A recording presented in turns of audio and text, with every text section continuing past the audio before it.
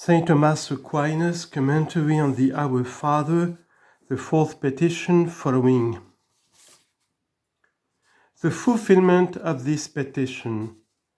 Concerning the second consideration of this petition, viz., how it may be fulfilled, it must be known that there are two factors in sin: the fault by which God is offended, and the punishment which is due because of this fault. But the sin is taken away in contrition, which goes with the purpose to confess and make satisfaction. I said, I will confess against myself my injustice to the Lord, and thou hast forgiven the wickedness of my sin.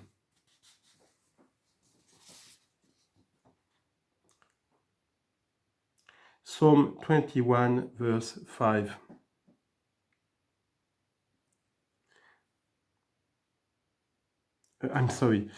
Matthew chapter 18, verse 32. One has no need to fear then, because for the remission of a fault, contrition with the purpose to confess is sufficient.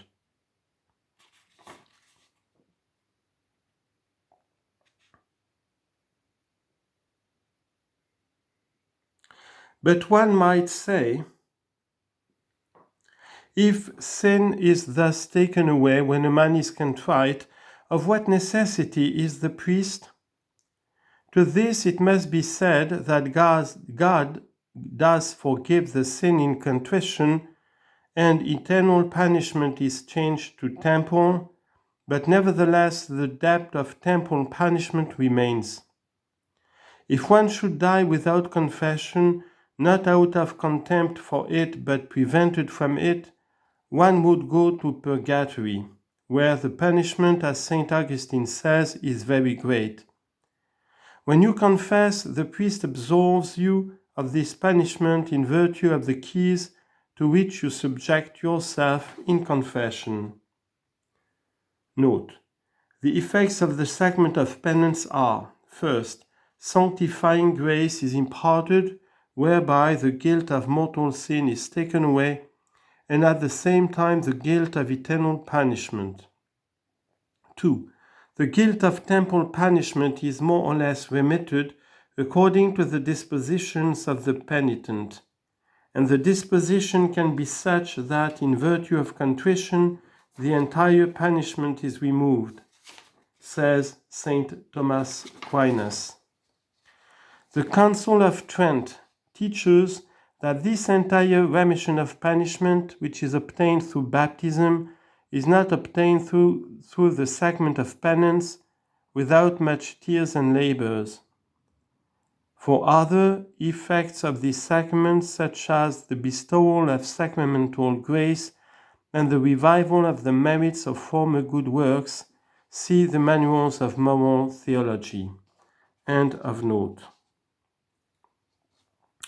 When therefore one has confessed, something of this punishment is taken away, and similarly when he has again confessed, and it could be that after he has confessed many times, all would be remitted.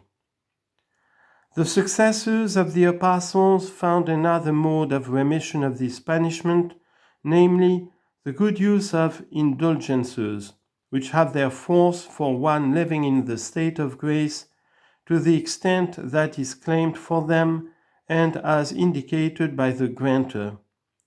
That the Pope can bring this about is sufficiently evident.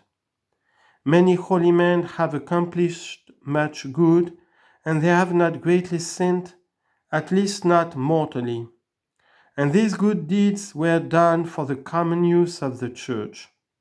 Likewise, the merits of Christ and the Blessed Virgin are, as it were, in a treasury, and from it the Supreme Pontiff and they who are by him permitted can dispense these merits where it is necessary.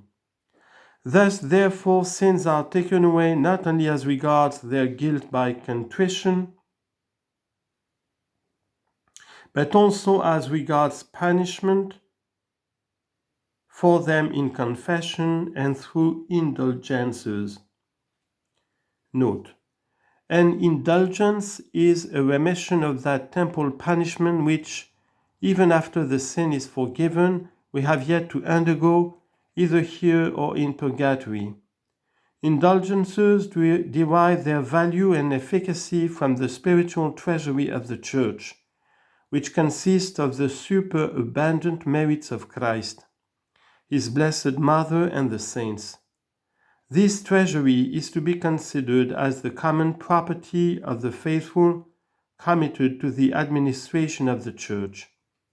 In virtue of the communion of saints, by which we are united as members of one body, the abundance of some supplies for the want of others.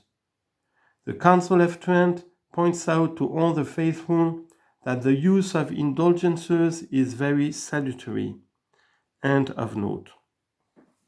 What must we do? Concerning the third consideration of this petition, it must be known that, on our part, we are required to forgive our neighbor the offenses which he commits against us. Thus we say, as we forgive those who trespass against us. Otherwise God would not forgive us. Man to man reserves anger, and does he seek remedy of God? Ecclesiasticus chapter 28 verse 3. Forgive and you shall be forgiven. Luke chapter 6 verse 37. Therefore, only in this petition is there a condition when it says, as we forgive those who trespass against us. If you do not forgive, you shall not be forgiven. But you may think, I shall say what goes first in the petition, namely forgive us, but that as we forgive those who trespass against us, I shall not say. Would you seek to deceive Christ? You certainly do not deceive him, for Christ, who made this prayer, remembers it well and can be deceived. If therefore you say it with the lips, let the heart fulfill it. But one may ask whether he who does not intend to forgive his neighbor ought to say, as we forgive those who trespass against us. It seems not, for such is a lie.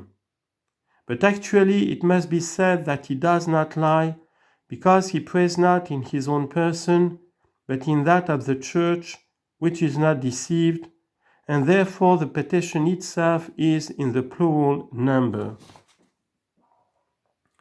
Note: nor do we say forgive me, but forgive us, because the brotherly relationship and charity which subsists between all men demand of each of us that, being solicitous for the salvation of our neighbor, we pray also for them while offering prayers for ourselves. From the Roman Catechism, end of note and quote.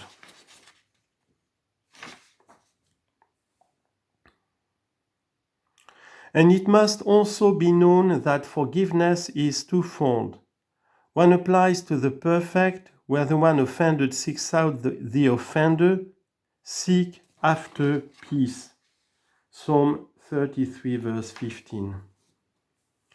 The other is common to all, and to it all are equally bound, that one offended grant pardon to the one who seeks it. Forgive thy neighbor if he hath hurt thee, and then shall thy sins be forgiven to thee when you pressed. Ecclesiasticus chapter 28 verse 2. And from this follows that other beatitude, blessed are the merciful, for mercy causes us to have pity on our neighbor.